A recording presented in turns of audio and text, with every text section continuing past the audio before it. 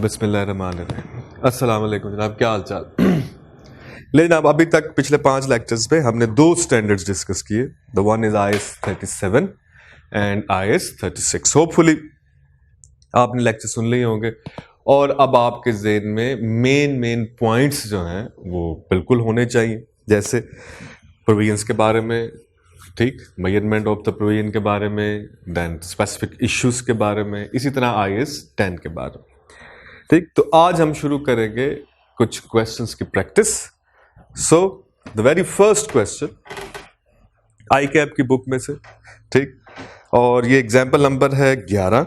The very first example number 11, अगर हम इसको लिख लें यहाँ पे, ICAP बुक एग्जाम्पल नंबर 11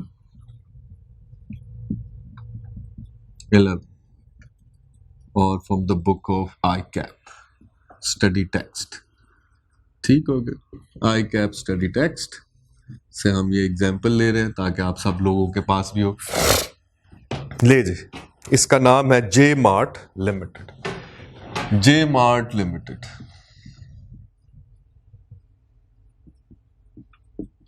ठीक हो गया जी। J Mart लिमिटेड के नाम से ये क्वेश्चन, ठीक हो गया जी। अब इसकी रिक्वायरमेंट अगर आप देखें, if you look at the requirement first of all and look at the verb the examiner is using, और जो नॉर्मली यही होगा जब ये क्वेश्चन आएगा, describe how each of the above issue should be dealt with in the financial statement for the year ended 30th जून 2015। क्या कह रहा है? Describe, the word is describe, explain करें, ठीक, डिस्क्राइब करें कि जो इश्यूज आपसे ऊपर पूछे जा रहे हैं ये फाइनेंशियल स्टेटमेंट में कैसे डील किए जाएंगे। और ईयर एंडिंग है जी 30th जून 2015 का, 30 जून 2015 का ईयर एंड है। और आपसे पूछ रहा है कि जनाब ये जो ऊपर इश्यूज हैं, ये कोई 6 इश्यूज हैं, इनको आप किस तरह से डील करेंगे।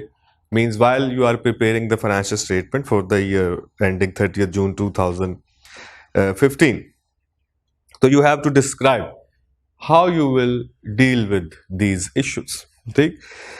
तो अब issues क्या हैं? इशू नंबर वन सबसे पहले कहता है जनाब, the company allows the dissatisfied customer to return the goods within 30 days. It is estimated that 5% of the sales made in June 2015 will be refunded in July 2015। क्या कह रहा है जनाब? अब आप अगर इसके सूरत हाल को देखें, कहता जी कंपनीज अलाउस किसको अलाउ करते? The key word is this, the company allow us क्या, किसको जी? डिससेटिस्फाइड कस्टमर, मतलब ऐसे कस्टमर जो आपसे चीजें लेके गए लेकिन वो चीजों से वो उनको लगा कि चीजें खराब हैं, दे आर डिससेटिस्फाइड। क्या है जी, क्या अलाउ करते हैं? To dissatisfied customer to return the goods, मतलब अगर वो चीजों उनके रिक्वायरमेंट्स के मुताबिक नहीं थी, या जो चीजें जिसलिए वो लेके गए उनको लगा कि ये तो वैसी नहीं है, तो वो वापस कर सकते हैं with in 30 days, with in 30 days, ठीक हो गया। 30 दिनों के अंदर अंदर चीजें वापस कर सकते हैं। और एस्टिमेशन क्या है? एस्टिमेशन ये है कि 5% ऑफ द सेल्स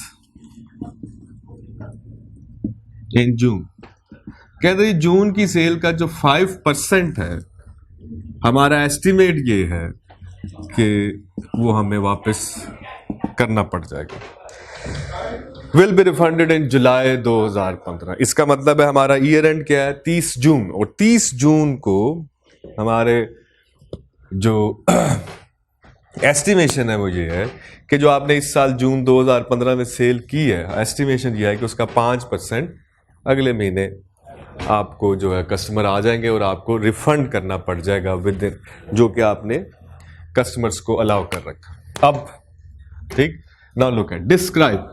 अब आप डिस्क्राइब, ये सिचुएशन है जनाब, 30 जून ईयर एंडिंग 30th जून में आप इसको किस तरह से डील करेंगे, फाइनेंशियल स्टेटमेंट में आप इसको कैसे रिपोर्ट करेंगे इस सिचुएशन। ठीक, अब आप देखें आप इशू क्या है, व्हाट इज द इशू है कि क्या ये जो आपने रिफंड करना है कस्टमर को, ठीक, इन जुलाई जो आप कहते हैं जी हमें करना पड़ जाएगा, तो क्या 30 जून को ये जो रिफंड आपको करना है फ्यूचर के अंदर, यानी कि कमिंग नेक्स्ट मंथ के अंदर, that you have to refund, क्योंकि अगर डिससेटिस्फाइड कस्टमर आएंगे तो आपने उनको अलाउ कर रखा है और आप उनके पैसे उनको वापस कर देंगे, तो क्या इज इट एन ऑब्लिगेशन,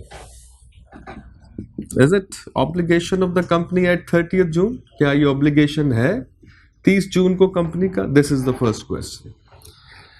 तो जब हमारे ज़हन में ये सवाल आता है कि क्या ये कंपनी का ऑब्लिगेशन है, तो हमें पता चलता है जनाब के IAS 37 के रेफरेंस से आपको डिस्कशन करनी पड़ेगी।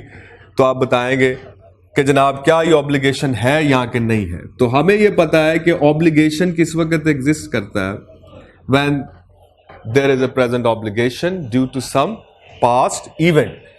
तो हम कहेंगे जी प्रेजेंट ऑब्लिगेशन होना चाहिए, अगर है present obligation due to some past event. ठीक हो गया जनाब। अब यहां पे देखें, अगर आप present obligation due to some past event, आप कस्टमर आपसे रिफंड क्लेम कर सकता है, ठीक, क्यों? क्योंकि आपने उसको प्रीवियसली सेल की है। तो पास्ट इवेंट जो है वो कौन सा है? वो सेल है। चीजें उसने आपसे खरीदी, उसने आपको पैसे दिए, अगर वो उसकी स्पेसिफिकेशन या उसको पसंद ना आई तो वो विद इन 30 डेज आपको वापस कर सकता है। So the sale is an event which creates the obligation. Obligation है तो हम कहते हैं जी बिल्कुल है, because there is a past event. और यहां पर नेचर क्या है ऑब्लिगेशन की? तो हम कहेंगे जनाब ये कंस्ट्रक्टिव है, because there is nothing in the contract actually, they just have previous pattern, क्योंकि उन्होंने allow कर रखा है by their action or by their verbal word, so they just allow the customer, they can do this, कि वो चीज़ ले जाते हैं, अगर उनको ठीक ना लगे तो वो वापस कर देते हैं। So there is a kind of constructive obligation. So we can say that at year end there is a constructive obligation on a company जो है वो एग्जिस्ट करता है, और इसका पास्ट इवेंट जो है वो सेल है। So there is a present obligation. And then दूसरी बात कि क्या प्रोबेबल आउटफ्लो है, तो हम कहते हैं हाँ जी बिल्कुल, हमें ये बताया जा रहा है कि कंपनी की एस्टिमेशन है कि 5% लोगों को रिफंड करना पड़ जाता है, हमारा पास्ट एक्सपीरियंस है। So it is very much probable and a reliable estimate can be made. So we can say that yes, a reliable estimate can be made. अब आप जब ये देखते हैं कि तीनों चीजें जो प्रोविजन के रिकग्निशन क्राइटेरिया की हैं वो मीट होती हैं, तो वी विल से दैट कि प्रोविजन रिकग्नाइज होगी, ठीक, और किसके इक्वल होगी? सेल का 5% आप लेंगे तो उसके इक्वल होगी, और रिलेटेड कॉस्ट जो है वो भी आपको रिवर्स करनी पड़ेगी। तो नेचुरली कि प्रोविजन कितनी रिकग्नाइज होगी? It is going to be the 5% of the sales. ठीक, तो हम ये कहेंगे जी बिल्कुल प्रेजेंट ऑब्लिगेशन एग्जिस्ट करती है due to the past event. आप रेफरेंस देंगे अकाउंटिंग स्टैंडर्ड नंबर IAS 37 का। सबसे पहले आप इसको कंस्ट्रक्टिव स्ट्रक्चर डिस्कशन अगर आप करना चाहें, अगर आप लिखना चाहें, depending upon the marks, normally जब आप डिस्कशन करते हैं स्टैंडर्ड के अंदर के रेफरेंस से, तो स्ट्रक्चर डिस्कशन या डिस्क्राइब करना ये है कि जनाब सबसे पहले हम बताते हैं कि what is the issue. Issue है क्या? ठीक, What is the issue? आप अगर बैकग्राउंड में अपने ज़हन में ये बात रखें, इस स्ट्रक्चर को रखें, तो आप काफ़ी बेहतर जो है वो आंसर लिख सकते हैं। इशू क्या है कि whether the provision recognized for the refund or not, this is the issue. Then आप इसको रिलेट करते हैं relevant rules कि इस इशू से कौन कौन सा स्टैंडर्ड रिलेट करता है। जैसे अभी हम कह रहे हैं जनाब इन दिस सिचुएशन IAS 37 जो है वो रिलेट करता है। जब आप लिखेंगे एज पर IAS 37 a provision should be recognised, तो आप रूल्स लिखेंगे उसके कि रिकग्निशन क्राइटेरिया है क्या, जो आपको पता है। A present obligation should be there due to some past event, a probable outflow of economic benefit and reliable estimate can be made. तो अगर ये तीनों चीजें जो रूल्स हैं वो आप यहां पे लिखेंगे and then you will relate it, इसको हम कहते हैं अप्लाई करना। ठीक, अब अप्लाई करेंगे आप कि जनाब there is an obligating event that is sale which create and it is present obligation because the entity has allows the customer that they can take a refund within 30 days. So there is a constructive obligation due to some past event and the management estimates that normally the 5% of the sales जो है वो उनको refund करनी पड़ जाती हैं. So a reliable estimate can be made and a probable outflow है, so the entity should recognize. अब ये है conclusion. So an entity should recognize a provision measuring amount क्या होगी, the 5% of the sales. So this is how you can discuss, how you can explain, how you can describe कि एक situation जो इसने exam में दी है उसको आपने डिस्क्राइब कैसे करना है, उसको आपने डिस्कस कैसे करना है. सो दिस इज आप कह लें कि ये जहन में आप ग्रिड रख सकते हैं. इसको नॉर्मली हम कहते हैं IRAC, that is called as IRAC. So IRAC is an abbreviation to keep in mind how to discuss such kind of question जो पेपर में आएंगे, जिसमें आप को सिंपली क्या बताना पड़ता है. You are not suppose to tell the debit credits, you have to narrate the accounting rules and then relate those rules with the situation and then make a conclusion. तो ये मैं इस रेफरेंस से आपको बता रहा था, डिस्कस कर रहा था. तो ये था जी पहला इशू कि कस्टमर जो है उनको अलाउ कर रखा है कि अगर आपको चीज पसंद ना आए तो उसको रिफंड किया जाए. So the conclusion is that the provision should be recognised. Then we have on June 2nd, second issue. On June 2nd, 2015, 3 employees were seriously injured as a result of a fire at the company's warehouse. They have lodged claims seeking damages of rupees 2 million from the company. The company lawyers has advised that it is probable that the court may award compensation of rupees 400,000. ठीक, probable है कि court जो है वो 4 लाख रुपए की compensation दे देगी. अब देखें, अगर आप देखें कि ईयर एंड आया, ईयर एंड क्या है, वंस अगेन उसी तरह इशू क्या है कि क्या कंपनसेशन जो कंप्लाइज को पे करनी पड़ सकती है आपको ईयर एंड पे. अभी तक आपने नेचुरली नहीं पे की है, केस चल रहा है अभी, तो क्या 30 जून को कंपनी की ये लायबिलिटी है? क्या कंपनसेशन रिलेटेड जो कि आपको एम्प्लॉयज को पे करनी पड़ सकती है जो कि इंजरी हुई है उनको during the work factory warehouse के अंदर, तो क्या उनको वो 4 लाख की पेमेंट करनी जो है जो आपको करनी पड़ सकती है, क्या वो ईयर एंड पे कंपनी की लायबिलिटी है? वंस अगेन कि क्या ईयर एंड पे आपने लायबिलिटी रिकॉग्नाइज करनी है या कि नहीं. So once again the issue is whether a provision for compensation to employees recognise करनी है या कि नहीं करनी. So once again IS 37. फिर उसी तरह से आप रिकॉग्निशन क्राइटेरिया बता सकते हैं, नरेट करें कि जी ये क्राइटेरिया है, ये 3 चीजें पूरी होनी चाहिए. So there is a present obligation at the year end. कहते हैं यस, बिकॉज फायर की वजह से उनको हुआ फैक्ट्री के दौरान, तो 30 जून को ऑब्लिगेटिंग इवेंट जो है इज देयर कि जनाब वेयर हाउस में उनको इंजरी हुई ड्यू टू द फायर. ठीक, तो और केस आपके अगेंस्ट चल रहा है ईयर एंड पे, तो इसका मतलब है कि जनाब देयर इज लायबिलिटी जो है वो एग्जिस्ट करती है.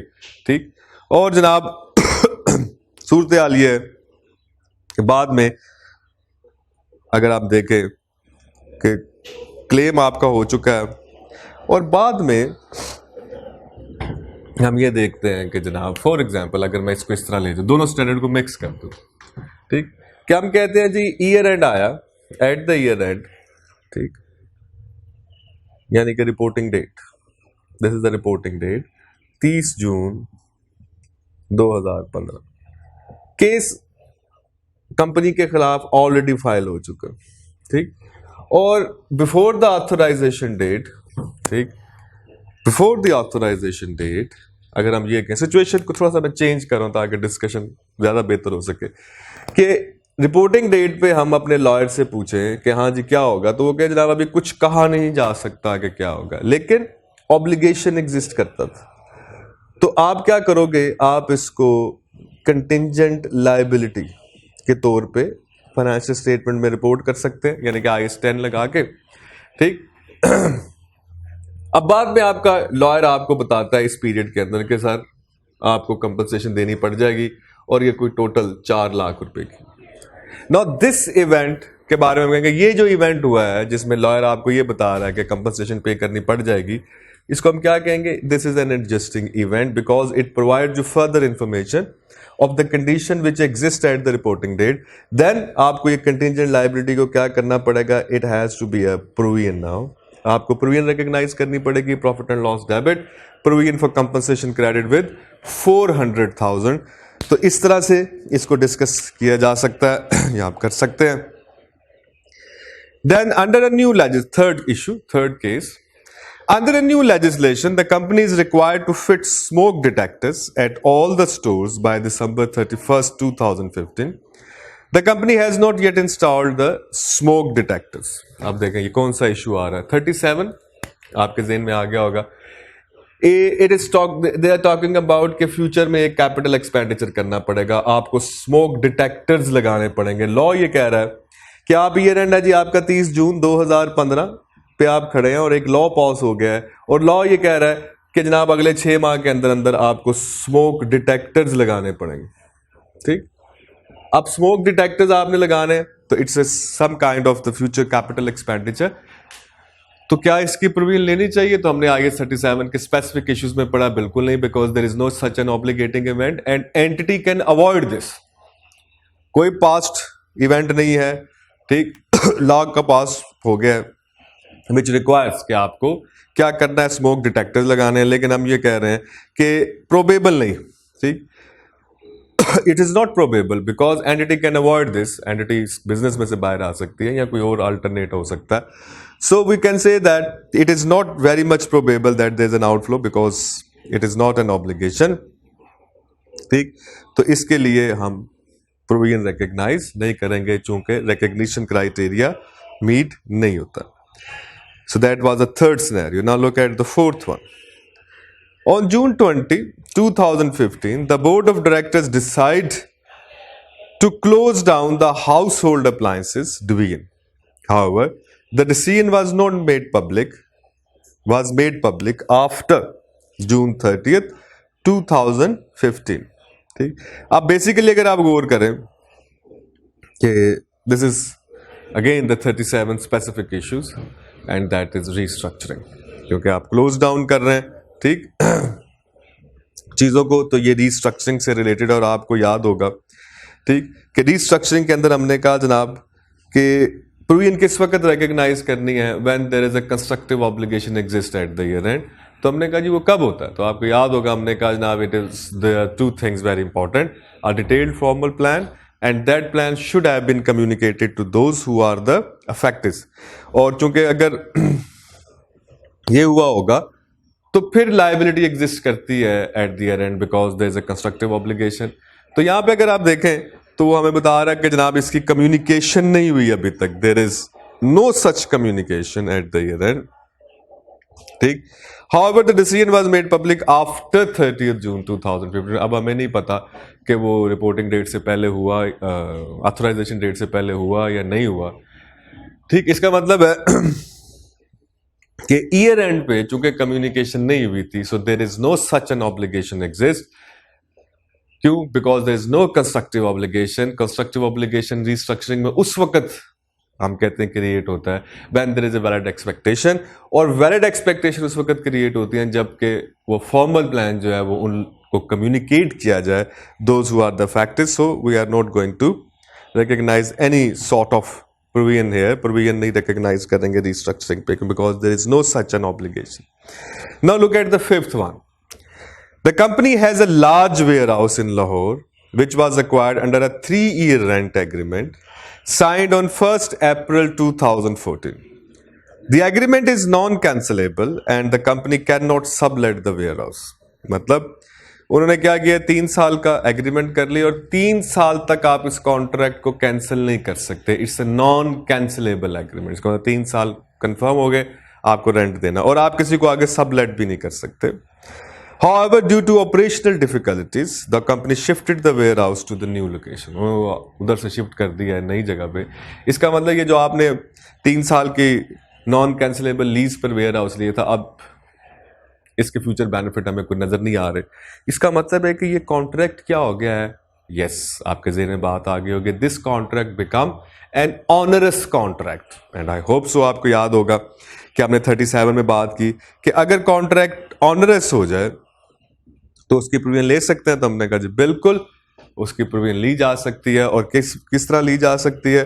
तो हमने कहा था जनाब कि जब आप इसको मैयर करेंगे कि इसकी मैयरमेंट के ऊपर, तो हमने कहा था कि it should be the lower of unavoidable cost एक, और कोई पेनल्टी अगर है to avoid for the breach of the contract whichever is lower, उस पर आपने प्रोविजन लेनी है. तो इसमें इसने हमें बताया नहीं कि ब्रीच करेंगे तो क्या पेनल्टी पड़ेगी. इसने सिंपली हमें क्या बताया कि अनअवॉइडेबल कॉस्ट है तो आप प्रोविजन लेंगे जनाब for the unavoidable cost. Then moving to the next, a 15% cash dividend was declared on July 5th, 2015. तो मेरा ख्याल है आपके ज़हन में फौरी तौर पे आ जाना चाहिए कि ये IAS 10 है. और IAS 10 इसको क्या कहता है, dividend declare after the year end. It will be treated as a non adjusting event. Non adjusting event है, इसके लिए फाइनेंशियल स्टेटमेंट को हम एडजस्ट नहीं करेंगे. ठीक. So it is going to be a material non adjusting event and it should be disclose. ले जनाब, ये था जनाब हमारे पास एग्जाम्पल नंबर 11. वेरी सिंपल, एक स्टार्टिंग पॉइंट के तौर पे हमने इसको लिया. अब हम जरा आगे को चलते हैं, मूविंग फॉरवर्ड. ठीक. नेक्स्ट एग्जाम्पल देखते हैं जनाब और उस पर बात करते हैं.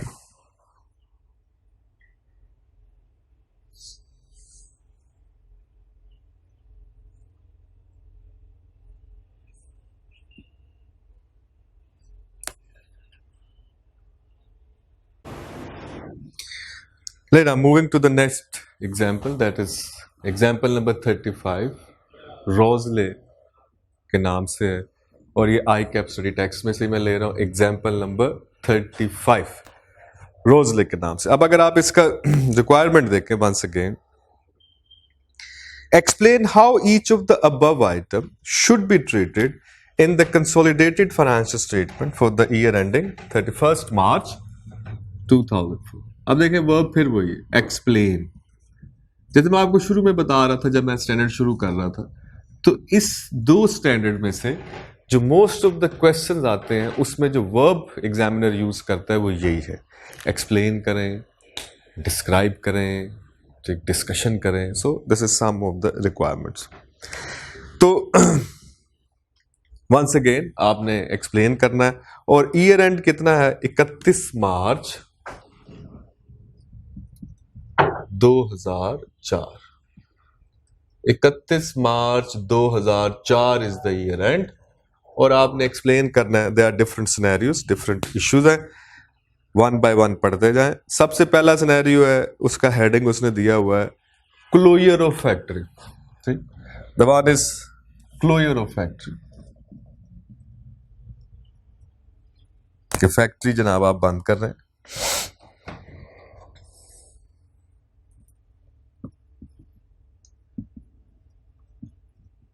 नंबर 1, ये पहला इशू है. दूसरा इशू है relocation of subsidiary. Relocation of subsidiary, ये दूसरा इशू. तीसरा इशू है लीगल क्लेम. लीगल क्लेम, ठीक हो गया. And then environmental impact of overseas subsidiaries.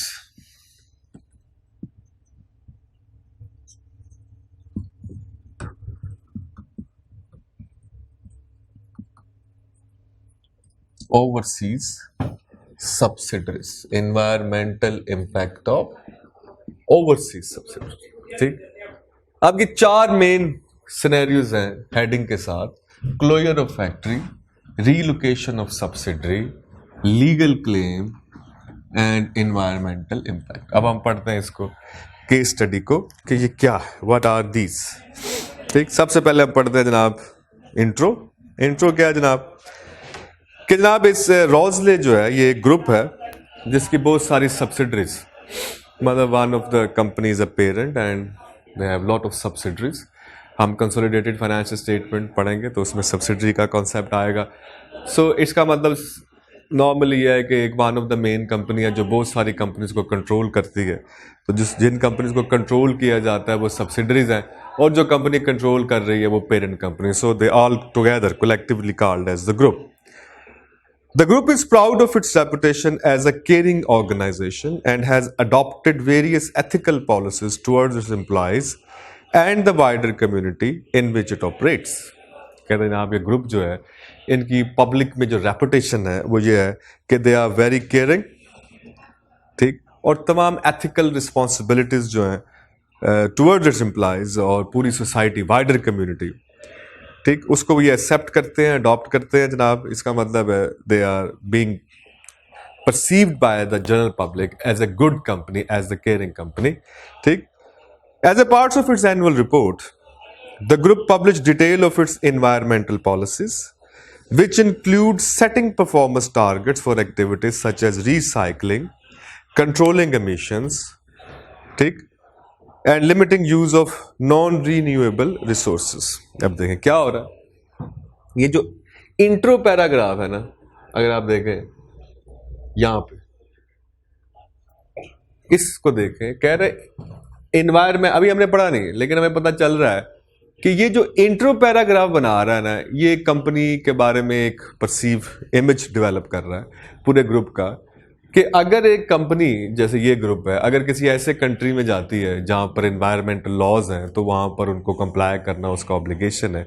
लेकिन अगर ये ग्रुप जो है किसी ऐसे कंट्री में, डेवलपिंग कंट्री में जहां पर एनवायरमेंटल लॉज नहीं है, वहां पर भी कोई काम करेगी तो उधर की पब्लिक भी इसको क्या परसीव कर रही है, एज अ केयरिंग, एज कि तो तमाम सोशल और एनवायरमेंटल इश्यूज को अगर कोई नेगेटिव इम्पैक्ट है उनकी एक्टिविटीज का तो they will make good of it. इसका मतलब है कंस्ट्रक्टिव ऑब्लिगेशन का ग्राउंड बना रहा है इंट्रो पैरा में कि कंपनी का कंस्ट्रक्टिव ऑब्लिगेशन है इन दिस रिगार्ड स्पेशली, ठीक हो गया। The finance director is reviewing the accounting treatment of various items prior to finalising the accounts for the year ended 31 March 2004। तो जनाब फाइनेंस डायरेक्टर साहब जो है उनके पास फाइनेंशियल स्टेटमेंट पड़ी हैं और कुछ इश्यूज हैं, ये 4 इश्यूज, इनका अकाउंटिंग ट्रीटमेंट क्या किया गया है उसको रिव्यू कर रहे हैं। All items are material in the context of the accounts as a whole. ये सारी चीजें मटीरियल हैं। The accounts are due to be approved by the directors on 30th June 2004. Directors ने जी अप्रूव करने सब ने 30 जून को। सो ऑथराइजेशन डेट है, इसका मतलब है this is the reporting date and the directors are going to authorise them to be publicly available on 30th June. So the time period is the time period for the IS-10 events after the reporting date. ठीक हो गया जी। Intro paragraph में आपको पता चल गया 31 March reporting date है और 30 June is the authorisation date. ले जी, सबसे पहला इशू आ गया closure of factory. On 15th February 2004, 15 February 2004, 15 February 2004, इसका मतलब है ये डेट जो है ये ईयर एंड से पहले की, it is before the year end. Year end है 31 मार्च, कहता है 15 February 2004 the board of the company decided to close down a large factory in Derby town. ठीक हो गया जी, उन्होंने फैसला कर लिया है कि वो एक one of the factory close down करने जा रहे हैं। The board is trying to draw up a plan to manage the effects of the reorganisation and it is envisaged that production will be transferred to other factories. The factory will be closed on 31st August 2004. But at 31st March, the decision has not yet been announced to the employees or at any other interested parties. Cost of the reorganization has been estimated at rupees 45 million. तो हमने कहा जनाब कि अगर आप देखें कि ये पूरा पैराग्राफ पढ़ने के बाद हमें ये नज़र आ रहा है कि जो स्टोरी है, जो हमारे ज़हन में ख्यालात आते हैं, उसका अगर आप स्केच बनाएं तो क्लोजर ऑफ फैक्ट्री और उसके बाद रीलोकेशन, इसका मतलब है IS-37 specific issue restructuring, IAS 37 की एप्लीकेशन है और रीस्ट्रक्चरिंग जो है वो हमें लग रहा है ठीक is appears to be apply, ठीक। और रीस्ट्रक्चरिंग फेज है और यहां पर जो मेन है इश्यू वो ये है कि क्या ईयर एंड पे प्रोविजन फॉर रीस्ट्रक्चरिंग रिकॉग्नाइज करनी है कि नहीं करनी। It is the issue, provision for restructuring recognise होगी या कि नहीं होगी। अगर होगी, इफ यस तो क्यों, इफ नो तो क्यों। आपने एग्जामिनर को बताना है कि भाई क्यों। आप कह रहे हैं हाँ जी बिल्कुल होगी, तो आप उसको बताएं, एक्सप्लेन करें क्यों आप कह रहे हैं कि रिकॉग्नाइज होगी। अगर आप कह रहे हैं नहीं तो तब भी बताएं। और अगर होगी तो फिर एट व्हाट अमाउंट, उसकी अमाउंट क्या होगी, ठीक। तो नंबर 1। अच्छा, अब अगर आप इस पूरी स्टोरी को पढ़ना जो आपने पढ़ी अभी, अगर हम देखें, ठीक, तो स्टोरी क्या थी कि 15 फरवरी को हो गया, ठीक। It's going to be 15 February, the event has been started. Plan करना शुरू किया उन्होंने कि हम बंद करने जा रहे हैं, उन्होंने डिसीजन लिया कि हम इसको खत्म कर लेंगे, ठीक। और ये भी फैसला हो गया कि जनाब 31 अगस्त को ये क्लोज हो जाएगा। लेकिन 31 मार्च को जब दिन आया तो ये डिसीजन जो था वो अभी तक अनाउंस नहीं किया गया, ठीक।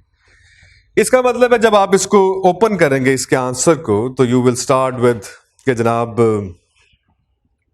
इशू ये है विद रेफरेंस ऑफ IAS 37 कि it is a restructuring phase, the closure of the factory, whether a provision should be recognised और नॉट, ठीक।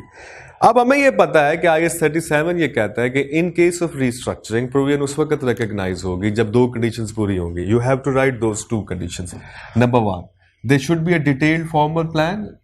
Number B, that plan should have been communicated to those who are affected by the year end. अब हम इसमें देखते हैं कि they might have a formal plan, but they didn't communicate it to the affected. So इसका मतलब यह है कि 37 के रेफरेंस से, ठीक, इस वक्त ईयर एंड पे कोई कंस्ट्रक्टिव ऑब्लिगेशन एग्जिस्ट नहीं करता है, सो आप प्रोविजन रिकॉग्नाइज नहीं कर सकते। So we will say that as the plan has not been communicated to those who are affected, so there is no such ground that we may recognise a provision regarding the restructuring और relocation. तो provision recognise आप नहीं कर सकते, ठीक। अब दूसरी बात, उसने हमें एक और डेट बता रखी है और वो है जब उसने कहा जनाब के डायरेक्टर साइन करेंगे, तो डायरेक्टर साइन करने जा रहे हैं इसको कब, the directors are going to sign it on 30 June 2004, ठीक। अब अगर इस टाइम पीरियड के दौरान they are start to implement it, उनका अपना डिसीजन जो है and the things is now been communicated to those who are affected, तो फिर ये जब हम फाइनेंशियल स्टेटमेंट अप्रूवल के लिए जाएंगी तो it will be taken as material non-adjusting event, material non-adjusting event, सही हो गया, and it should be disclosed in the notes to the account। अगर इसके बारे में अनाउंसमेंट जो है वो ईयर एंड के बाद होती है, ठीक, और कंस्ट्रक्टिव ऑब्लिगेशन जो है वो अराइज करता है आफ्टर द ईयर एंड, ठीक, तो आपको IAS 10 के अंदर events after the reporting date के रेफरेंस से आप इसको क्लासिफाई करेंगे, that we will say that if the announcement has been made after the year end, so the constructive obligation arise after the year end, so it will be taken as per IAS 10 a material non-adjusting event, and a material non-adjusting event should have been disclosed in the financial statement। तो ये आप बताएंगे इसको कि इसका total treatment जो है वो आप बताएंगे इफ इट इज मटीरियल।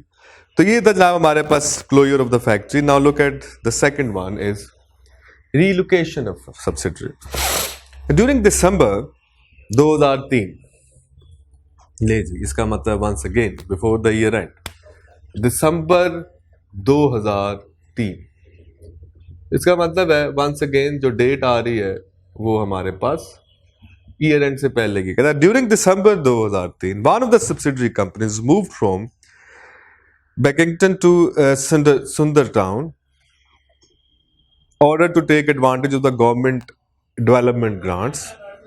कहते जी आपने एक सब्सिडरी कंपनी को मूव कर दिया एक इलाके से दूसरे इलाके में, और उसकी वजह ये थी कि गवर्नमेंट को ग्रांट है, डेवलपमेंट ग्रांट, उसका एडवांटेज लेने के लिए. Its main premises in Buckingham are held under an operating lease. किराए पे जगह ली हुई थी आपने, विच रन्स अंटिल 31 मार्च 2009. इसका मतलब है कि जो आपका कॉन्ट्रैक्ट था वो चलेगा 31 मार्च 2009 तक. ठीक. Annual renters under the lease are ₹10 million. The company is unable to cancel the lease. इसका मतलब है कि ये जो कॉन्ट्रैक्ट हुआ, ठीक, जो लीज का कॉन्ट्रैक्ट था वो एक नॉन कैंसिलेबल लीज एग्रीमेंट है. ठीक. But it has let some of the premises to a charitable organization at a very nominal rent. The company is attempting to rent the remainder of the premises at a commercial rent, but the directors have been advised that the chance of achieving this are less than 50%. कहता यार कि आपको कोई आपसे ये जगह किराए पे ले लेगा कमर्शियल रेंट पे, वो उसके चांसेस बड़े कम है, माइन्यूट से मतलब 50% चांसेस. ठीक. अब स्टोरी को अगर आप जेन में एक दफा लेके आए कि कंपनी ग्रुप ने एक सब्सिडरी को दूसरे एक शहर से दूसरे शहर में मूव किया, तो उनका एक मेन जो प्रेमिसेस थे वो आपने लीज पर ले रखे थे ग्रुप ने. अब वो जो कॉन्ट्रैक्ट था, जो प्रेमिसेस आपने लीज पर लेकर, तो रेंटल एग्रीमेंट जो था वो नॉन कैंसिलेबल, और वो 31 मार्च 2009 तक का कॉन्ट्रैक्ट है, आपने कर रखा है, और इसका एनुअल रेंट जो है वो 10 मिलियन, इट्स 10 मिलियन. इसका मतलब है कि स्टोरी जो आप पढ़ते हैं, हम एनालाइज करते हैं, तो हमें समझ आती है कि ये तो भाई 37 का वो स्पेसिफिक इशू बन रहा है, ऑनरस कॉन्ट्रैक्ट वाला. This is N onerous contract. इसका मतलब है कि ऑब्लिगेटरी कॉस्ट एक्सीड कर गई है उसको एक्सपेक्टेड बेनिफिट को, तो ये तो ऑनरस कॉन्ट्रैक्ट है. ठीक. एक सिचुएशन यहां पर ये है. दूसरा वो कहता है कि जनाब कंपनी ग्रुप जो है वो उसने कुछ नॉमिनल सी रेंट पे एक चैरिटेबल ऑर्गेनाइजेशन को जगह रेंट पे दे रखी है, तो it's just a nominal rent. ठीक. तो इसका मतलब है कोई एक्सपेक्टेड बेनिफिट जो है in the shape of a nominal rent एक चैरिटेबल ऑर्गेनाइजेशन से आपको आ भी रहे, आपने उनको रेंट पे दिया. दूसरा, they are trying to sublet the area premises, लेकिन उसके चांसेस कि वो सबलेट हो जाएगा is only 50%. अब ये these are the issues to be discussed.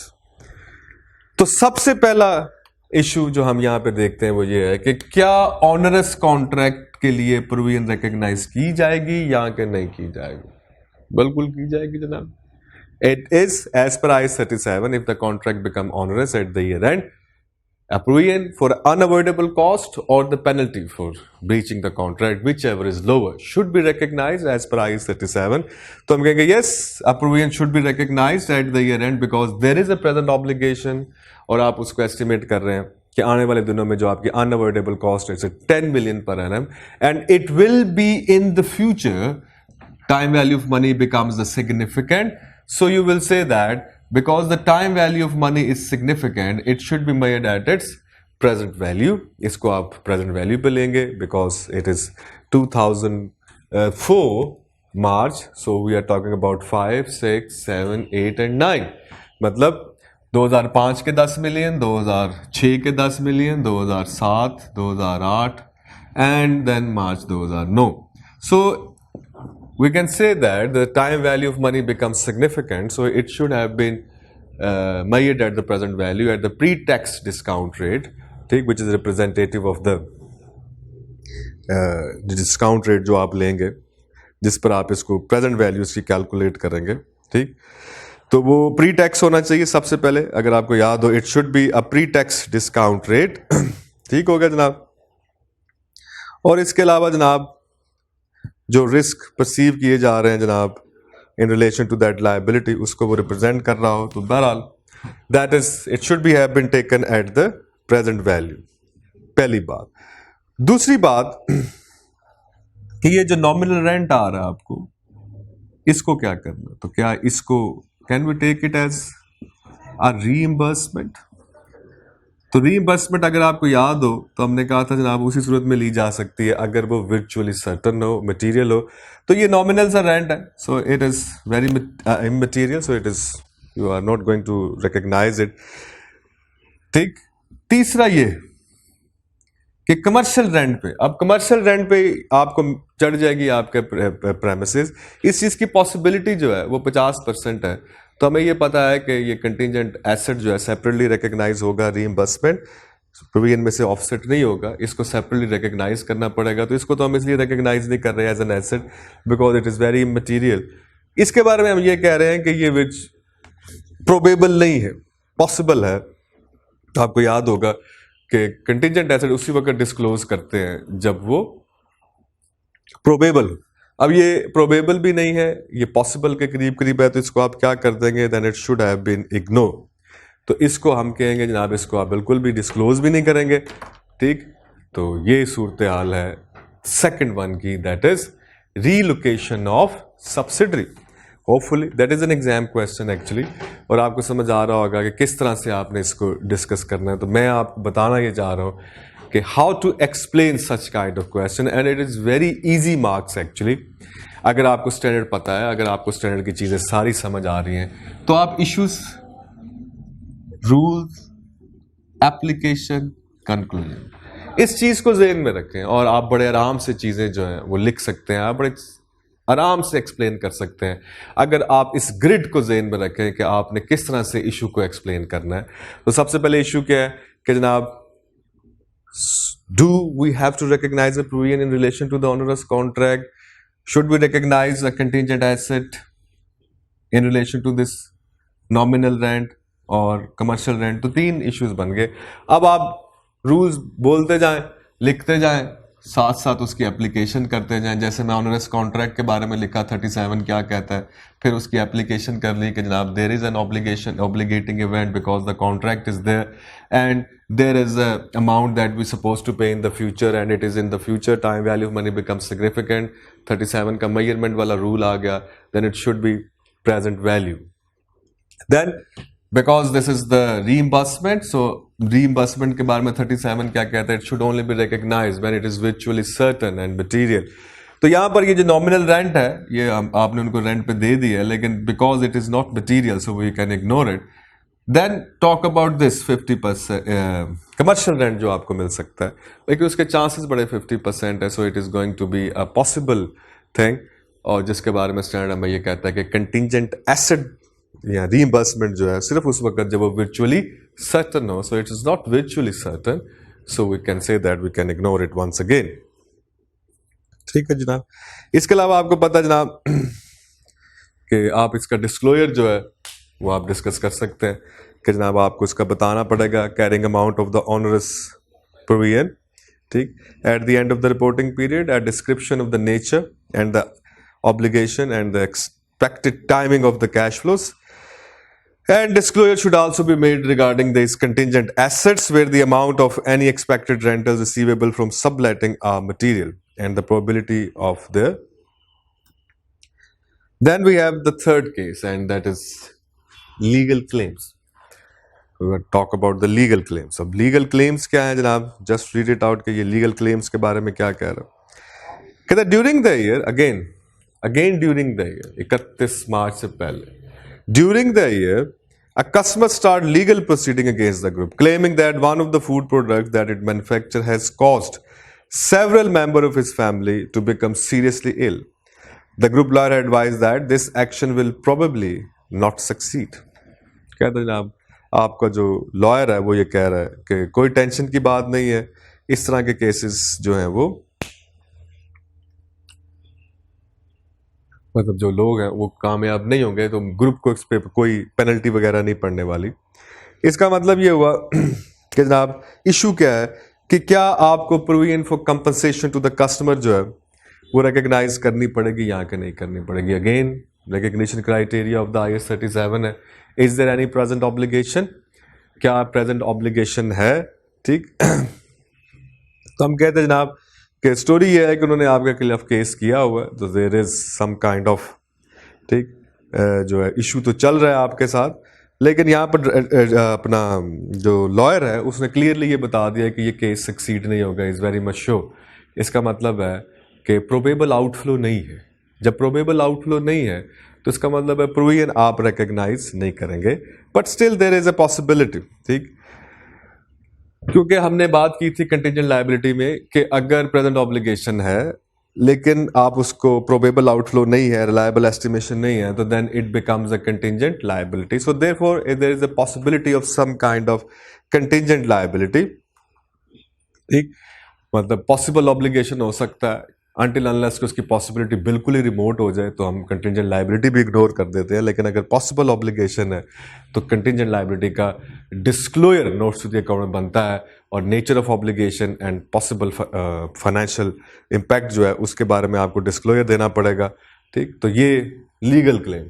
So legal claim no provision क्योंकि उसका क्राइटेरिया मीट नहीं होता, but there is a possible obligation, and if there is a possible obligation it means कि आपको contingent liability के references को discuss करना पड़ेगा, आपको बताना पड़ेगा अ पॉसिबल ऑब्लिगेशन है, और पॉसिबल ऑब्लिगेशन के बारे में हम ये कहते हैं कि इसका डिस्क्लोजर है नोट्स टू द अकाउंट में with the nature of obligation and possible financial impact. ये हो गया जनाब लीगल प्रोसीडिंग्स। अब चलते हैं हम जनाब आगे। Next is environmental impact of overseas subsidiaries. Okay, the group has an overseas subsidiary that is involved in mining process, precious metals. These activities cause significant damage to the environment, including deforestation. कहते दरख्त वक्त आप काट देते हैं, बड़ा damage होता है। The company expect to abandon the mine in 8 years' time. The mine is situated in a country where there is no environmental legislation. कोई लेजिस्लेशन नहीं है, और and it is very unlikely that any such legislation will be enacted with in the next 8 years. It has been estimated that the cost of cleaning the site and replanting the trees will be 25 million if the replanting was successful at the first attempt. But it will probably be necessary to make a further attempt which will increase the cost by further 5 million. Explain how each of the item above बना के requirement आ गई। अब environmental impact आ गई। चलें जी, आई hopefully आपको याद होगा question शुरू करते हुए मैंने आपको बताया था कि ये जो ओपनिंग पैराग्राफ आपको बता रहा है ना क्वेश्चन का, इसका क्या इफेक्ट है। अगर आप देखें तो ओपनिंग पैराग्राफ में उसने कहा कि जी ग्रुप की is being famous as the caring organisation. ठीक, और जनाब ये ethical policies towards the employees and wider community. ठीक, और एनुअल रिपोर्ट में उन्होंने ये पब्लिश किया हुआ है अपनी इन्वायरमेंट पॉलिसी का डिटेल, और जिसमें उन्होंने बताया कि उनके टारगेट्स क्या हैं, रिसाइकलिंग के बारे में, कंट्रोलिंग एमिशन के बारे में। तो ये सारी बात, इसका मतलब है कि due to the published policies, ठीक है, वैलिड एक्सपेक्टेशंस आर देयर। इसका मतलब ये हुआ, मतलब इशू यहाँ पे भी यही है कि क्या आप प्रोविजन जो है वो रिकग्नाइज करेंगे regarding the environmental issues, restoration of the place जहां पे आप माइनिंग कर रहे हैं, जहां पे आप दरख्त काटते जा रहे हैं। तो आफ्टर द 8 years टाइम क्या आप इस जगह को दोबारा रिस्टोर करेंगे या कि नहीं करेंगे, तो क्या आपको ये प्रोविजन रिकग्नाइज करनी चाहिए कि नहीं करनी चाहिए। तो हम कहते हैं प्रोविजन रिकग्नाइज करने के लिए once again there are 3 things. A present obligation due to some past event, तो पास्ट इवेंट ये है कि आप माइनिंग कर रहे हैं, so there is an obligation, and nature of obligation is not legal है because there is no such kind of legislation is being enacted in the current country, but किस वजह से कि ग्रुप की जो अपनी पब्लिश्ड पॉलिसीज हैं और जितनी भी वो बात कर रहे हैं उसकी वजह से कंस्ट्रक्टिव ऑब्लिगेशन एग्जिस्ट करता है। सो ग्रुप जो है उसको यहां पर प्रोविजन रिकग्नाइज करनी पड़ेगी, और ये प्रोविजन जब आप रिकग्नाइज करेंगे because it is sometimes in future, so the time value of money जो है it becomes significant, so it should have been measured at its present value, और प्रेजेंट वैल्यू जो है वो माइन की कॉस्ट के अंदर जो है वो आप कैपिटलाइज करेंगे बिकॉज इट इज नेक्टेड at the time of the mining. सीख हो गया जनाब, और आप इसको प्रेजेंट वैल्यू लेंगे। ठीक,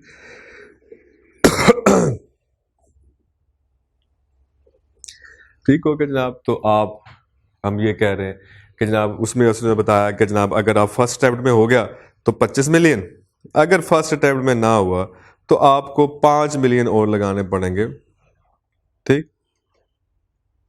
और but it will probably be necessary to make the further attempt, so it's probable आपको फर्दर अटेम्प्ट लगानी पड़ेगी। So it is going to be 30 million. Provision की मेजरमेंट होगी and it should have been at the present value because they are sometime in the future, so they have been discounted at the pre-tax rate, जो कि आप market rate लेंगे, जो market assessment और time value of money and the risk specific to the company को कर रहा हो, तो जनाब ये हम लेंगे। और इसकी प्रेजेंट वैल्यू जो है वो carrying value of the mine जो है उसमें आ जाएगी, और इसकी मूवमेंट जो है वो आपको बतानी पड़ेगी at the start, eight the and, और इसमें जो चेंजेस आ रहे हैं वो आपको बताने पड़ेंगे। So that is an exam question. और आपने देखा कि किस तरह से पूछा जाता है, और आप गौर करें थोड़ा सा, अगर आप जोर लगाएं इसको, आप बैठ के, अगर आपने अभी तक स्टैंडर्ड को नहीं देखा है और मतलब लेक्चर अगर आपने पढ़े हैं और उसको याद नहीं किया है, तो अगर हम सारी चीज़ें ज़हन में लिख लें, मतलब रख लें अपने, तो इस स्टैंडर्ड का क्वेश्चन कहीं नहीं जाता, इट गोज नोवेयर। आप देखें कि अगर आप एक पेज लें अपना ज़ाती और उसके ऊपर इसको स्ट्रक्चर बनाएं कि क्या क्या चीज़ें इंपॉर्टेंट है इस स्टैंडर्ड के अंदर। नंबर 1 रिकग्निशन क्राइटेरिया, लिख लें, बार बार पढ़ें उसको, याद कर लें, उसकी लाइंस को रख लें याद, 3 चीज़ें, ठीक। फिर nature of obligation, legal and constructive आपके ज़हन में क्लियर होना चाहिए, ठीक। देन मेजरमेंट, ठीक। Number 3 measurement. और मेजरमेंट के अंदर अगर आप देखें तो बड़ी सादा सी बात है, बार बार जो आपको पूछ रहा है वो टाइम वैल्यू ऑफ मनी है, ठीक। रिस्ट्रक्चरिंग की प्रोविजन कैसे आपने देखना, ऑन गोइंग एक्सपेंसेस नहीं लेने, फ्यूचर कैपिटल एक्सपेंडिचर लेना, ऑब्लिगेशन जो होगा बस उसी को लेंगे आप। ऑनरस कॉन्ट्रैक्ट की मेजरमेंट आप ज़हन में रखें, ठीक। और साथ में अगर आप देखें तो IS 10 के रेफरेंस से आपने ये देखना है एडजस्टिंग और नॉन एडजस्टिंग इवेंट, और specially going concern and dividend. अगर आप देखें तो इनके एक सिंगल पेज अगर आप बुलेट पॉइंट बना लें अपने पास और उसको 3-4 दिन रोजाना उस पेज को देखें, तो ये आपके ज़हन में रिटेन रह जाएगा, बैठ जाएगी, चीज़ें रिटेन होना शुरू हो जाएंगी। बार बार देखें इसको, ठीक। और इस क्वेश्चन को जो मैंने अभी आपको डिस्कस किया, रोज ले, इसको बैठ के इसके आंसर को मतलब अभी हमने डिस्कस किया। अब आप, होता क्या है कि आप जब पढ़ते हैं आप कहते हैं हाँ समझ आ गया, ठीक हो गया, ओके डन, मुझे पता चल गया ये recognition criteria and this and that. लेकिन the issue comes in play जब आप लिखना शुरू करते हैं, और जब आप लिखना शुरू करते हैं तो आप जो इंग्लिश लिख रहे होते हैं वो कोई बेहतर नहीं होती। इसके लिए ज़रूरी क्या है कि आप किस तरह इसको बेहतर कर सकते हैं। अगर आप इसके आंसर को रीड करें, पहले आप देख लें, आप अपने पास की पॉइंट्स लिख लें, आपने लिख लिए, कॉपी पे लिख लिए कि ये इस तरह से है, ये इस तरह से है। अब आप लिख लेंगे, होपफुली आप लिख लेंगे, लेकिन अगर आप अपने एक्सप्रेशन को इम्प्रूव करना चाह रहे हैं तो उसके लिए जो बेस्ट थिंग ये है कि आप एग्जामिनर के आंसर पढ़ें, पास पेपर के आंसर्स को रीड करें, after clearing in the mind how it will be handled, how it will be reported in the financial statement, वो आपके ज़हन में है, आपने लिख लिया, थोड़े बुलेट पॉइंट्स बना लें। उसके बाद एग्जामिनर के आंसर को रीड करें, 2 से 3 दफ़ा रीड करें कि वो कैसे उन तमाम चीज़ों को लिखता है, ताकि आपके ज़हन में एक पैटर्न बन जाए। मैंने आपको बताया आई रैक, so that is one of the way to discuss, to explain the issues relating to the standard. एक तरीका ये है, आप इसको भी यूज़ कर सकते हैं, ठीक। द अदर वे अराउंड जो है वो आप एग्जामिनर के आंसर को देखेंगे तो आपको समझ आना शुरू होगा कि किस तरह से ये चीज़ें जब हम डिस्कस करेंगे तो कैसे इसको लेके चलना है। तो ये बड़ा इंपॉर्टेंट पॉइंट है कि अगर आप इस एरिया को देखेंगे, इस चीज़ को, तो मैं ये चाह रहा हूँ कि 37, 10, और अभी हम इसमें डिस्कस करेंगे आने वाले दिनों में और सवाल, और इफ्रक 1, ये सारी चीज़ें मिला के आपके 20 नंबर जो है ना कन्फर्म हो जाने चाहिए एग्जाम के। तो इसमें से 20 नंबर आ जाने हैं, मैं आपको बताऊं, इट्स 20 मार्क्स एरिया। तो 20 नंबर सेट असाइड करके अपने पास रखें, और हमें कोई जल्दी नहीं है, we can discuss it a lot, हम और भी क्वेश्चन डिस्कस करेंगे ताकि आपको आइडिया हो जाए। लेकिन जब मैं नेक्स्ट लेक्चर आप देखें इसके बाद, तो मैं आपको सजेस्ट करूंगा कि अगर अभी तक आपने अपने हैंड रिटन नोट्स नहीं बनाए, स्टैंडर्ड के बुलेट पॉइंट्स नहीं बनाई, तो उसको बनाएं, उसको बार बार देखें, फिर अगले क्वेश्चन पे आप आइएगा, देन यू विल मतलब आपको बेहतर लगेगा और आपको क्वेश्चन हैंडलिंग आसान लगेगी। लेकिन अगर आप चीज़ें जेहन में नहीं है, बस लेक्चर सुना हुआ और आप आगे चलते जा रहे हैं, तो ये कोई बेहतर नहीं है। यू जस्ट आप बैठे, एक दो पेज लें, उस पर स्टैंडर्ड के बुलेट पॉइंट्स ड्राफ्ट करें, अपने हाथ से लिखें और मेन बुलेट पॉइंट्स, ठीक, और उसको 2-3 दफ़ा एक 1-1.5 घंटे के गैप से उसको पढ़ें, ताकि चीज़ें ज़हन में। स्टैंडर्ड हमेशा रिटेन होता ही ऐसे है, स्टैंडर्ड को रिटेन करने का और कोई तरीका नहीं पाया जाता। ये आपको एक दफ़ा सुनेंगे, ये आपको भूल जाएगा, ठीक, फिर इसको दोबारा से आपने देखना है, फिर दोबारा से देखना है। इसको रिटेन करने का तरीका ये है कि आपको ये रूल, जो बेसिक रूल्स हैं, इनको बार बार नज़र से गुजारना है। जब आप उसको बार बार नज़र से गुजारेंगे तो ये आपके ब्रेन में, आपके कॉन्शियस से अनकॉन्शियस के अंदर डिलीवर होना शुरू होगा और परमानेंट फाइल ब्रेन में बनेगी। अदरवाइज ये आपको स्किप कर जाएंगे, आप भूल जाएंगे और आपके जेहन में से निकल जाएगा। So what I want you to tell कि हर स्टैंडर्ड के बुलेट पॉइंट्स आपके पास सिंगल पेजर या 2 पेजेस पे होने चाहिए, अपने हाथ से लिखे हुए, जिसको आप वक्तन फवक्तन देखें, ताकि चीज़ें बार बार रिवाइज हों और आपके जेहन में रिटेन होना शुरू हो। दिस इज़ वेरी इंपॉर्टेंट, इसको आपने सीरियसली लेना है और ऐसा ही करना है। और अगर आप ऐसा करेंगे तो चीज़ें आपके जेहन में बैठना शुरू हो जाएंगी। ठीक हो गया जनाब, thank you for the today, अल्लाह हाफिज़।